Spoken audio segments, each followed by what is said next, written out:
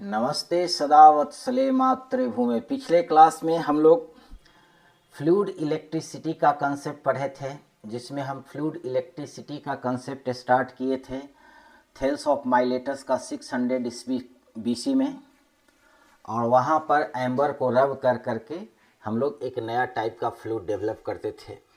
उसी का पैरेलल एक और थ्योरी चल रहा था, जो थ्योरी में कंसेप्ट ऑफ एटम इंट्रोड्यूस किया गया। तो इस थ्योरी से हम चार्ज को फ्लूइड में न लेकर के यहाँ पर चार्ज को हम एक पार्टिकल के रूप में खोज करके निकालेंगे, और जो पहले वाला डिस्कशन हुआ था उसमें चार्ज को फ्लूइड के रूप में खोजा गया। फिर आगे चल कर के ये दोनों थ्योरी एक दूसरे से मर्ज कर जाएगी। मीन्स फ्लूइड वाला थ्योरी के पैरेलल अब पार्टिकल वाला थ्योरी चलने लगा। मीन्स 600 BC में ही एक महर्षि कश्यप थे, जो गुजरात के रहने वाले थे, इंडियन ऋषि थे। इन्होंने कहा कि ये पूरी ब्रह्मांड, पूरी सृष्टि को ईश्वर ने रचा है, वो एक छोटे से कण से रचा है। एक छोटे से कण जिसका नाम परमाणु है, इसे से पूरी ब्रह्मांड और सृष्टि को ईश्वर ने बनाई है।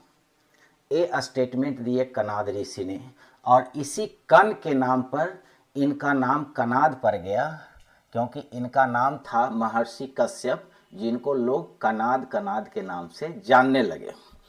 तो ये वाली बात, ये महर्षि वाली बात कुछ लोग के पास ही पहुंचा, कुछ लोग जाने कुछ लोग नहीं जाने।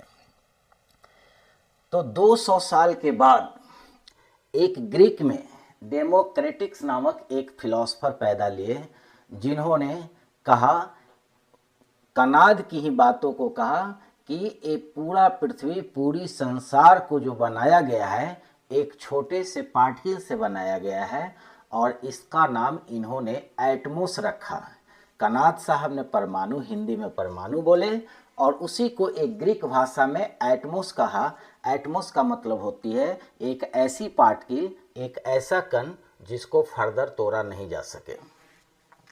तो ये है ancient Greek philosopher, one of the first to introduce the term of Atmos.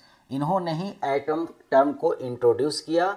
Greek भाषा का एक टर्म है एटमॉस। इसका मतलब होता है कि एक ऐसी कण जिसको तोड़ा नहीं जा सकता है। फिर फर्दर इसी एटमॉस को हम एटम कहना शुरू करेंगे। उसके बाद the world was composed of tiny individual solid object called Atmos. इन्होंने कहा संसार जो बनाई गई है एक बहुत से छोटे कण से, जो कि इंडिविजिबल है, उसको तोड़ा नहीं जा सकता है। मीन सारे ऑब्जेक्ट जो बना हुआ है एक छोटा सा सॉलिड, टाइनी सॉलिड ऑब्जेक्ट है। वो सॉलिड टाइप का है और एक बहुत छोटा है, इतना छोटा है कि जिसको हम आँख से देख भी नहीं सकते हैं, और उसी से पूरी संसार को बनाई गई है। और उस टाइनी पार्टिकल का नाम इन्होंने रखा Atmos. Atmos have different shape, size and masses. Means Atmos का शेप, साइज और मास अलग अलग होता है। अगर अलग अलग मटेरियल के बारे में सोचें, जैसे कॉपर और एल्युमिनियम को तुलना करें, तो कॉपर के एटम का साइज शेप अलग होगा और एल्युमिनियम का एटम का साइज शेप अलग होगा। मीन्स वो दोनों में तुलना करेंगे तो दोनों का शेप, साइज और कलर अलग अलग होगी। उसके बाद कहा colour and taste happen because atmosphere combined and connected in different ways. इन्होंने कहा कि जब मटेरियल का फॉर्मेशन होती है तो हर एक एटम क्रिस्टल में डिफरेंट तरीका से कम्बिनेशन करता है, और वो कम्बिनेशन डिसाइड करता है कि उस मटेरियल का कलर क्या होगा, टेस्ट क्या होगा। तो कलर और टेस्ट, साइज, ये सारे अलग अलग मटेरियल का अलग अलग होता है। जैसे गोल्ड है तो गोल्ड येलो दिखाई देता है, सिल्वर है सिल्वर वाइट दिखाई देता है। तो ये सारे कलर डिसाइड करता है एटम का शेप, साइज और different ways of combination in the crystal. उसके बाद this philosophical concept was lacking experimental support. Philosophical का मतलब होता है कि किसी चीज़ को लॉजिक से प्रूफ करना, लेकिन इंसान चाहती है कि हमको लॉजिक नहीं चाहिए, उसको हमको आँख के सामने दिखा दो। जैसे बहुत सारे नास्तिक लोग होते हैं, उसको अगर फिलॉसफी के थ्रू प्रूफ करना चाहोगे कि हाँ ईश्वर का एग्जिस्टेंस है, तो वो कहेगा नहीं, हमको सामने दिखाओ तब हम जानेंगे कि ईश्वर है। तो साइंस भी यही कहती है कि हमको सामने दिखाओ। तो इन्होंने सामने एटम को नहीं दिखा पाए, क्योंकि उस समय हमारा टेक्नोलॉजी इतना एडवांस नहीं था, हमारे पास उतना स्ट्रॉन्ग माइक्रोस्कोप नहीं था, तो इन्होंने नहीं दिखा पाए, इसलिए इस थ्योरी को फर्दर स्टॉप कर दिया गया। फिर 1808, यहाँ 400 ईस्वी BC और फिर 1808 मीन्स करीब करीब 2200 के बाद 2200 ईस्वी बीता। तो 2200 के बाद एक फिर नया फिलोसफर आए, या इनको वैज्ञानिक भी कह सकते हैं, जिनका नाम है सर जॉन डाल्टन्स। इन्होंने भी अपना लॉजिक से ही कुछ स्टेटमेंट दिया एटम के बारे में, लेकिन इन्होंने दुनिया में डेमोक्रेटिक के तुलना में ज़्यादा हंगामा मचा दिया। इन्होंने एटम का प्रचार ज़्यादा कर दिया, पूरी दुनिया में हंगामा हो गया कि पूरी ब्रह्मांड, पूरी सृष्टि को ईश्वर ने एक ही पार्टिकल, एक ही कण से बनाया है, जिसका नाम है एटम। तो इन्होंने कहा all matter is made up of atoms that are too small to be divided. कहा कि सारे पदार्थ एक ही छोटे कण से बनाया जा रहा है, उसी को मिला मिला करके, और वो कण इतना छोटा है कि उसको फर्दर डिवाइड नहीं कर सकते हैं, इतना छोटा है। उसके बाद इन्होंने कहा atom of the same element are identical in shape size. Democratic वाला ही काम है कि एक ही एलिमेंट का, एटम का शेप साइज और कलर सेम होते हैं, लेकिन जब डिफरेंट मटेरियल के एटम से तुलना करेंगे तो डिफरेंट हो जाएगा। Means atoms of different element are different size, masses and other properties। Means aluminium के एटम को कॉपर से तुलना करें, कॉपर को एटम को सिल्वर से तुलना करें, तो सारी प्रॉपर्टीज अलग अलग आ जाएगी। उसके बाद इन्होंने कहा atoms combine in whole number. Means integer value में ही कंबाइन होगा, फ्रैक्शन वैल्यू में कंबाइन नहीं होगा। मीन्स जब क्रिस्टल का फॉर्मेशन होगा, तो जहाँ पर मान लो कि कॉपर का कम्बिनेशन होगा, तो कॉपर होल नंबर में ही फॉर्मेशन करेगा, या तो 1000, 2000, 3000, 10, 20, 50। ऐसा नहीं होगा कि 10.5 10 गो कंप्लीट एटम, एक एटम का आधा भाग लगा, ऐसा नहीं है। मान लो कि इस मटेरियल का 1000 एटम से बना है, तो टोटल 1000 इंटीजर होगा। ऐसा नहीं होगा कि एक एटम का फ्रैक्शन भाग आधा तोड़ कर करके इसमें लगा हुआ होगा, ऐसा नहीं होगा। जैसे मार्केट में जितना भी हम मनी का ट्रांजैक्शन करते हैं, तो 1 रुपया के इंटीग्रल भाग करते हैं। अगर किसी को 10 रुपया दिया, इसका मतलब उसमें 1 रुपया का 10 कॉइन निकलेगा। किसी को 50 रुपया दिया, तो 1 रुपया का 50 कॉइन निकला। तो हर एक हो गया integral value. Means integral value means 1 रुपया का मल्टीपल हो गया। अब ऐसा नहीं होगा कि किसी को 1 रुपया 50 पैसा देंगे, क्योंकि 50 पैसा एग्जिस्ट ही नहीं करती है मार्केट में। इसी तरह से कोई भी आइटम हाफ में या 1/4 में या 1/6 में एग्जिस्ट नहीं करती है, फ्रैक्शन में एग्जिस्ट नहीं करती है। यही स्टेटमेंट कहा इन्होंने। उसके बाद कहा item can neither be created not be destroyed. Atom नहीं बना सकते हैं, न उसको बर्बाद कर सकते हैं। ये तो अभी भी चलता है, क्योंकि हमारा टेक्नोलॉजी कितना भी एडवांस हो गया है, तो हम मटेरियल को खुद से नहीं बना सकते हैं। तो इन्होंने कहा कि एटम पूरी ब्रह्मांड और सृष्टि को निर्माण करने में ईश्वर ने जितना एटम का फॉर्मेशन किया है, उसकी संख्या हमेशा फिक्स रहेगा, न बढ़ेगा न घटेगा। लेकिन ये कर सकते हैं कि एक जगह से निकाल करके दूसरे जगह रख सकते हैं। मीन्स एक जगह घटा सकते हैं, दूसरे जगह बढ़ा सकते हैं। जैसे मान लेते हैं कि पूरी ब्रह्मांड और सृष्टि में 2 ही ऑब्जेक्ट है, अगर एक पृथ्वी और एक चांद, 2 ही को अगर ईश्वर ने बनाई है, तो अगर चांद से कुछ मिट्टी उठा कर करके, कुछ मटेरियल उठा करके अगर पृथ्वी पर ला करके रखेंगे, तो पृथ्वी का एटम की संख्या बढ़ जाएगा और चांद पर एटम की संख्या घट जाएगा। लेकिन चांद और पृथ्वी का दोनों मिला करके अगर टोटल जोड़ेंगे तो हमेशा कांस्टेंट रहेगा। इसी को कहते हैं कंजर्वेशन ऑफ एटम्स। अब हो गया कि एक किसी भी मटेरियल का वो पार्ट जो फर्दर डिवाइड ना हो, तब वो का उसका साइज क्या होगा। तो वो साइज इतना छोटा होता है कि हम आँख से देख ही नहीं सकते हैं। तो आँख से नहीं देख सकते हैं तो हम माइक्रोस्कोप लेते हैं। माइक्रोस्कोप में भी साधारण माइक्रोस्कोप से वो एटम नहीं दिखाई देता है, इतना छोटा होता है। तो उस एटम को देखने के लिए हाई रिजॉल्विंग पावर वाले हमको पास माइक्रोस्कोप डेवलप हुआ, तब हम जा कर के एटम को ऑब्जर्व करना शुरू किए।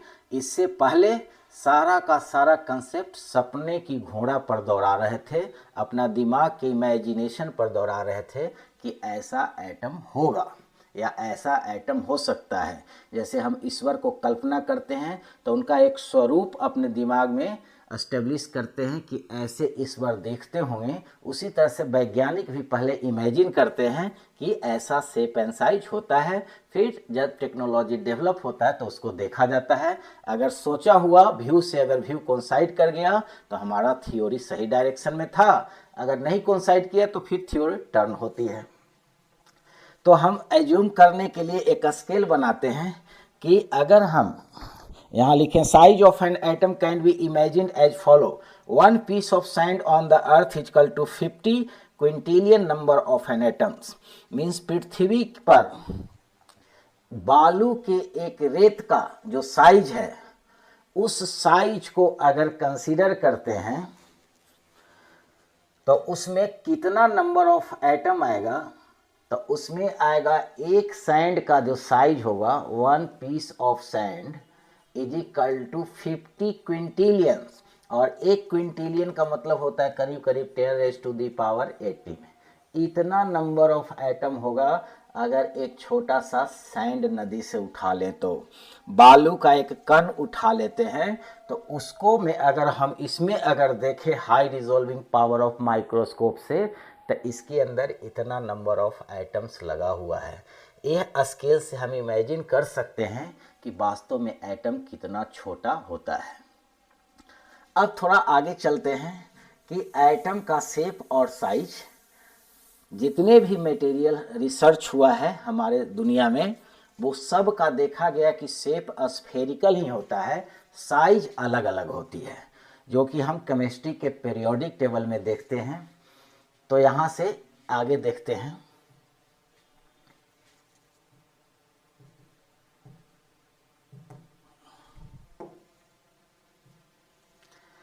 ये हमारा मटेरियल्स उपलब्ध है नेचर में, gold, silver, copper, mercury, magnesium, lead, ये सारे हमारे पास मटेरियल उपलब्ध है। सब का कलर भी देख रहे हैं, अलग अलग कलर है, जो कि पहले कह चुका है कि कलर जो डिसाइड करता है वो डिफरेंट टाइप्स ऑफ कॉम्बिनेशन पर डिपेंड करता है, एटम के साइज पर डिपेंड करता है, वो सारे पर डिपेंड करता है इसका कलर और टेस्ट। तो पीरियोडिक टेबल में देख रहे हैं कि जितने भी एटम्स हैं सब स्फीयर के शेप में है।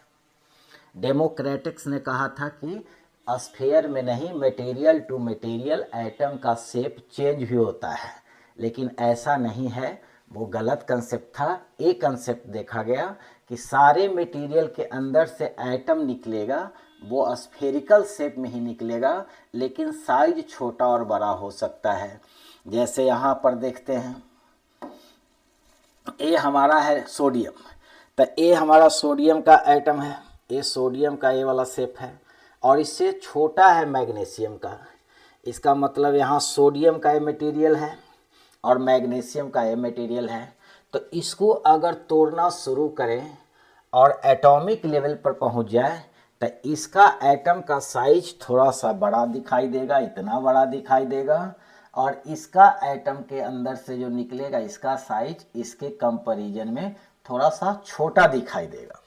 तो हर एक एटम का अलग अलग साइज है। यहाँ पर ये है पोटासियम और ये है कैल्शियम। हम लोग केमिस्ट्री में पढ़ते हैं कि पीरियोडिक टेबल में जब टॉप टू बॉटम आते हैं तो साइज एटम का बढ़ने लगता है, लेफ्ट टू राइट जाते हैं तो साइज घटने लगता है, लेकिन सारा शेप में स्फेरिकल ही होता है। मीन्स कोई भी मटेरियल को जब ब्रेक करेंगे और एटॉमिक लेवल पर पहुंचेंगे तो सब में स्फेरिकल शेप ही निकलेगा। उसमें हो सकता है कोई का एटम का साइज थोड़ा बड़ा निकले, लेकिन कोई का कुछ छोटा निकले, लेकिन ये एटम का साइज इतना छोटा होता है कि साइज ऑफ एटम देखा गया कि ये होता है 1 एंगस्ट्रॉम। इसका जो रेडियस होता है 1 एंगस्ट्रॉम का मतलब 10⁻⁻⁻10 मीटर। इस ऑर्डर में रेडियस होता है। मीन्स अगर सेलुलर फॉर्म में चलते हैं, अगर बॉडी का सेल देखते हैं, तो वो होता है माइक्रोमीटर का मतलब मीन्स 10⁻⁻�6। मीन्स हम अपना बॉडी को सेल भी ऑब्जर्व नहीं कर सकते हैं, जबकि वो -6 के ऑर्डर में रहता है। और सेल से भी छोटा एटम होता है, इससे छोटा मोलेकुल्स होता है, वो आता है नैनोमीटर में। मीन्स 10⁻⁻9 के ऑर्डर में आता है मोलिकुलर फॉर्म, और एटॉमिक फॉर्म आता है 10⁻⁻10 के फॉर्म में, और सेलुलर फॉर्म आता है 10⁻⁻6 के फॉर्म में। मीन्स जब बॉडी का सेल ही नहीं देख सकते हैं, तो सेल से भी छोटा है, हजारों गुना छोटा है हमारा एटम। तो इस तरह से ऑर्डर को हम इमेजिन कर करके सोच सकते हैं कि वास्तव में एटम किस तरह से होगा, किसी भी क्रिस्टल के अंदर, ये सब के अंदर एटम कैसे जुड़ा होगा, उसका पैटर्न कैसे लगा हुआ होगा। ये सब को हम लोग एनिमेशन के थ्रू भी देख सकते हैं। तो इसका कुछ एनिमेटेड वीडियो करते हैं।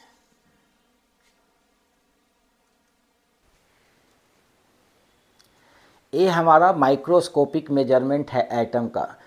कोई भी गैस या सॉलिड के अंदर माइक्रोस्कोपिक मेजरमेंट करेंगे तो ऐसा ऐसा शेप एटम दिखाई देगा। वो हर एक एटम का साइज और शेप छोटा भी हो सकता है और बड़ा भी हो सकता है।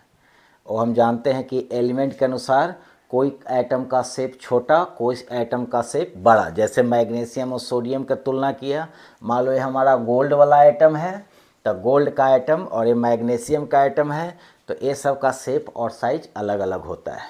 जब मटेरियल को तोड़ेंगे, गोल्ड को तोड़ेंगे, तो अगर इस तरह से छोटे छोटे टुकड़े में टूटेगा, तो इसमें सबसे छोटा टुकड़ा जो होगा वही एटम होगा, जो इस तरह से क्रिस्टल में चारों ओर घूमते रहता है, क्रिस्टल में बॉन्ड फॉर्मेशन के अबाउट। और उसके एटम के अंदर जब चलते हैं तो एक न्यूक्लियस मिलता है, और इसके चारों ओर ऐसे घूमते रहता है, इसको बोलते हैं इलेक्ट्रॉन, जो कि फर्दर आगे खोजेंगे।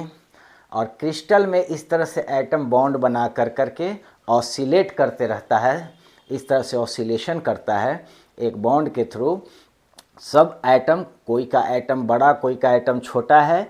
कब? जब कंपाउंड का फॉर्मेशन होगा, डिफरेंट डिफरेंट मटेरियल का एलॉयज फॉर्मेशन होगा।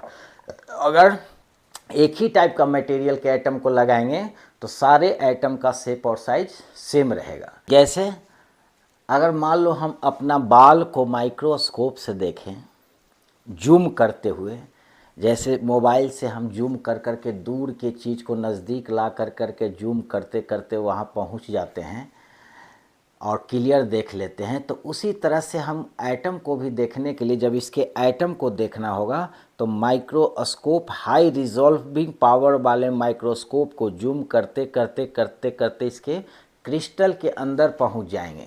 जब हम 10⁻⁻6 के ऑर्डर में पहुंचेंगे तो इसके सेलुलर फॉर्म पर पहुंचेंगे। आप 10⁻⁻10 के ऑर्डर में पहुंचेंगे तब एटॉमिक लेवल पर पहुंचेंगे। तो हमारा ये बाल, जैसे कहा गया कि पूरी ब्रह्मांड और सृष्टि, डाल्टन्स ने कहे कि पूरी ब्रह्मांड और सृष्टि ही एटम से बना हुआ है, इसका मतलब हम लोग में भी एटम लगा हुआ है, मेरे बाल में भी एटम लगा हुआ है, पृथ्वी भी पूरी एटम से ही बना है, ये भी पूरा एटम से ही बना है, चांद भी पूरा एटम से ही बना है। तो उस एटम को देखना हम लोग ऑब्जर्व शुरू किए, और एक हाई रिजॉल्विंग पावर कैमरा से। तो पहले हम बाल को जूम करते हैं, अपना बाल को, और वहाँ चलते हैं, देखते हैं इसको एनिमेशन के थ्रू। यहाँ इसको जूम करते चलते हैं, और एक ऑर्डर में पहुँचेंगे तब हमको उसके अंदर का एटम दिखाई देगा। तो इस तरह के जूम करते यहाँ तक पहुँच गया, ऐसा बाल दिखाई देने लगा। और जूम किया, मीन्स 100 माइक्रोमीटर पर पहुंच गए तो ऐसा दिखाई दे रहा है हमारा बाल, हेयर। और इसको जूम कर रहे हैं, मीन्स 10 माइक्रोमीटर पर पहुंच गए तब हमारा बाल, हेयर ऐसा दिखाई दे रहा है।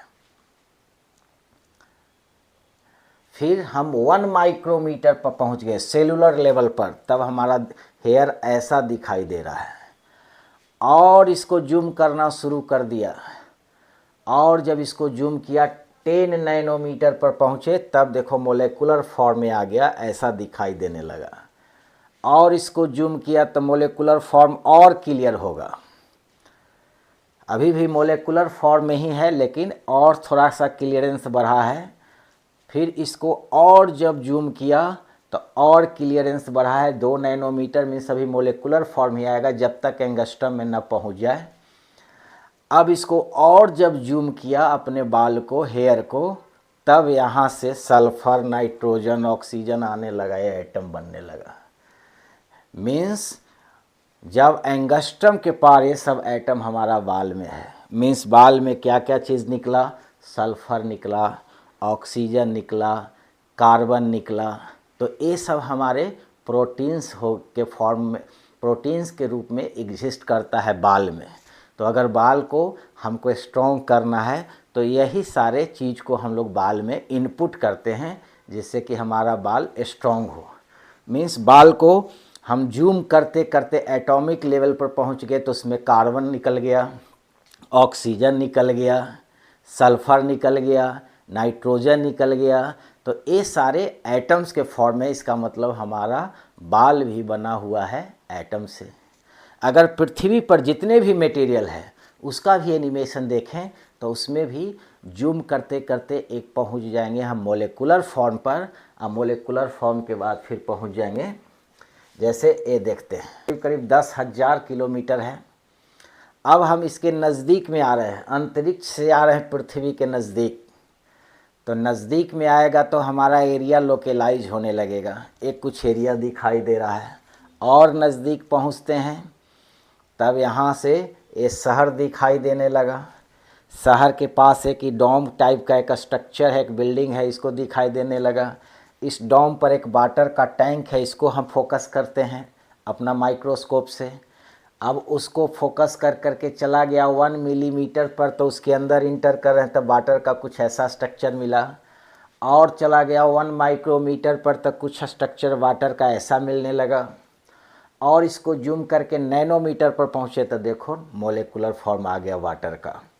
अगर इसको एंगस्ट्रम में पहुँचेंगे तो सब मोलेकुल्स अलग होकर के एटम में कन्वर्ट हो जाएगा। अभी मोलेकुलर है ऑक्सीजन, हाइड्रोजन, और एक एंगस्ट्रम में आ गया ये हमारा एटम। तो ये हमारा एटॉमिक फॉर्म था। मीन्स ये हमारा ऑक्सीजन है और ये 2 हाइड्रोजन लगा हुआ है, क्योंकि वाटर को हम जूम कर रहे थे, वाटर को चेक कर रहे थे कि वाटर में भी एटम है कि नहीं। तो वाटर में एटम निकला, इसका मतलब वाटर भी बना हुआ है एटम से, जिसमें 2 हाइड्रोजन का एटम लगता है और एक ऑक्सीजन का एटम लगता है।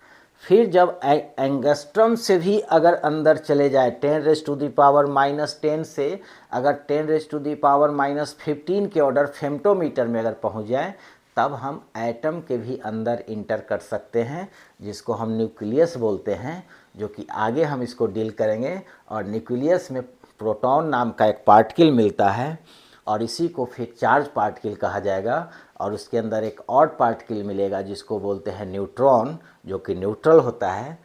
तो वो तो बाद की कंसेप्ट है। अभी हम लोग को इतना ही इमेजिन करके सोचना था कि जब डाल्टन साहब ने दुनिया में हंगामा कर दिया कि पूरी ब्रह्मांड और सृष्टि एटम से ही बना हुआ है, तो वास्तव में वो एटम कैसा दिखता है। तो एटम को हम लोग बहुत सारे एनिमेशन के थ्रू देख चुके और उसका साइज भी हम जान चुके हैं कि एंगस्ट्रम के फॉर्म में है। और एंगस्ट्रम का फॉर्म का मतलब ये होता है कि इंसान के सेल से भी छोटा, तो इतना छोटा होता है कि जिसको हम आँख से भी क्या, नॉर्मल माइक्रोस्कोप से भी नहीं देख सकते हैं। तो उसके लिए high resolving power of microscope use करते हैं, तब जाके एटॉमिक लेवल पर पहुंचते हैं। और उसको हम इस तरह से एक डेटा से एनालाइज करते हैं कि उसको सोचने के लिए हम एक स्केल बना लिए हैं, जिससे कि हम समझ सकते हैं कि वो कितना छोटा एटम है। जिसके लिए एक स्केल डिफाइन किया था कि बालू का एक कण के अंदर अगर एटम की संख्या अगर काउंट करें तो वो 50 क्विंटिलियन के बराबर होता है। यही से समझ सकते हैं कि एटम कितना छोटा होता है। अब फिर ये एटम को भी हम आगे चलकर फर्दर इसको तोड़ेंगे और तोड़ कर करके 3 फंडामेंटल पार्टिकल उसमें से निकालेंगे। एक का नाम रखेंगे इलेक्ट्रॉन, दूसरे के प्रोटॉन और तीसरे को न्यूट्रॉन। तो ये हमारा पार्टिकल थ्योरी चल रहा है। पहले वाले क्लास में हम फ्लूइड थ्योरी निकाले थे, जिस फ्लूइड थ्योरी में हम इलेक्ट्रिक फ्लूइड बोले थे, और उसी के पैरेलल फ्लूइड थ्योरी में चल रहे थे थेल्स माइलेटस से, और पार्टिकल थ्योरी में हम अपने ऋषि कनाद से चल रहे हैं, जो कोई ऋषि कश्यप के नाम से जानते थे, जो कनाद ऋषि में कन्वर्ट हुआ। अब वो भी 600 BC पूर्व से ही चल रहे हैं, और फ्लूइड वाला भी 600 BC पूर्व में ही चल रहा है। दोनों पैरेलल आकर के एक समय क्या होगा कि दोनों मर्ज हो जाएगा, और मर्ज होकर के जो फ्लूइड थ्योरी था इलेक्ट्रिक चार्ज का, वो पार्टिकल थ्योरी में कन्वर्ट हो जाएगा। मीन्स वास्तव में कोई फ्लूइड एक बॉडी को जब एम्बर को रब करते थे तब वास्तव में उसमें कोई फ्लूइड नहीं निकलता था, उसमें पार्टिकल ऑफ चार्ज निकलता था, जिसका नाम हम लोग रखते हैं इलेक्ट्रॉन। मीन्स फिर हम सही रास्ता में पहुंच गए, वो फ्लूइड कन्वर्ट कर गया पार्टिकल में। और इस पूरी ब्रह्मांड और सृष्टि में हम 2 फंडामेंटल चार्ज पार्टिकल खोज करके निकालेंगे, जिसका नाम होगा इलेक्ट्रॉन और प्रोटॉन। और उस पर कितना चार्ज होगा, उसका कितना मास होगा, ये सारा एनालिसिस फर्दर आगे वाले वीडियो में करेंगे। अभी तक हम इतना ही जानना चाहेंगे कि वास्तव में एटम का साइज कितना होता है, और एटम पूरी ब्रह्मांड और सृष्टि एटम से कैसे बना हुआ है, इसके बारे में पूरा एनिमेटेड वीडियो हम लोग देख चुके हैं। इससे इमेजिनेशन करने में, फील करने में और कॉन्फिडेंस बिल्डअप करने में ज़्यादा सपोर्टिव होता है।